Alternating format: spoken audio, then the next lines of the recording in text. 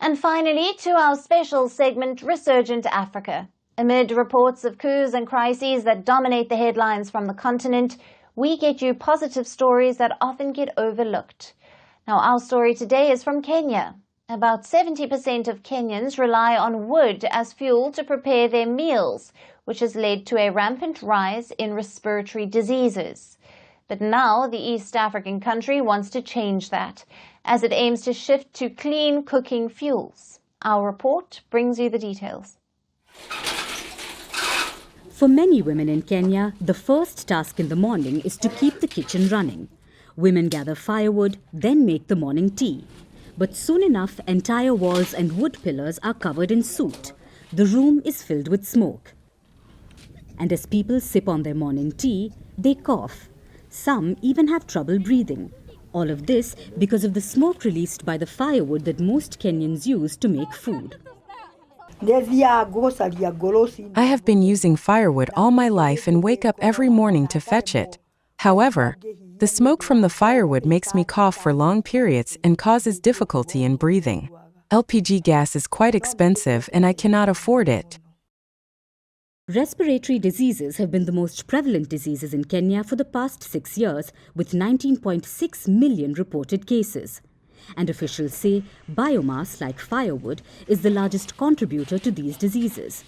Then why do people continue to use firewood in their kitchen? Because clean cooking options are too expensive for many. The high prices of clean fuel remain an obstacle to many low-income Kenyan families. But now, change is underway. Slowly and steadily, Kenya is shifting towards cleaner cooking fuels like liquefied petroleum gas or LPG.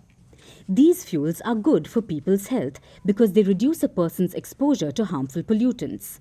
And what's more, they positively impact the environment as well by reducing greenhouse gas emissions.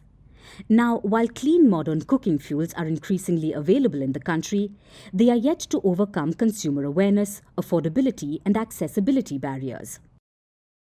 And to combat this, Kenya launched a clean cooking strategy in 2022.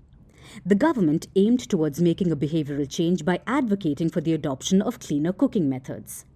It conducted public awareness campaigns on promoting clean cooking in Kenya. Now the ministry is in the process of developing a national clean cooking strategy and an electric cooking strategy. In fact, the Ministry of Energy has proposed to address clean cooking as a human rights issue. Kenya has also announced the Cooking Gas Growth Policy. It aims to reduce the cost of LPG for households by nearly half. It requires all newly built affordable housing to be fitted with facilities to use LPG for cooking, thus providing the right environment for households to switch to LPG.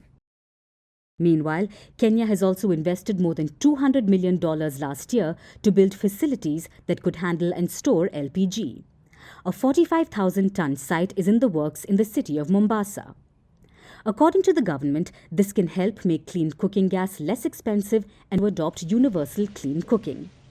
Clean, affordable and scalable modern cooking solutions are the need of the hour in Kenya because the adoption of LPG will not only decrease the number of cases of respiratory diseases, it will also reduce deforestation and climate impacts from black carbon and methane.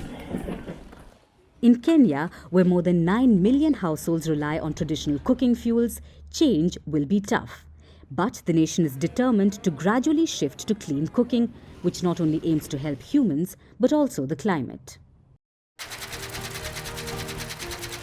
Fan of Italy's famous cuisine? Well, we are serving it with a side of diplomacy. As the G7 leaders gather in southern Italy, Vantage is taking you to the heart of the action. What's the agenda? Who is invited? And how is Italy preparing for it? Catch the special edition of Vantage throughout this week, only on Firstpost.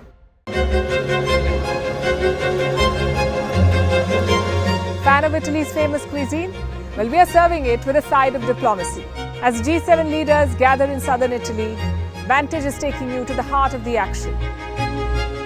What's the agenda? Who is invited?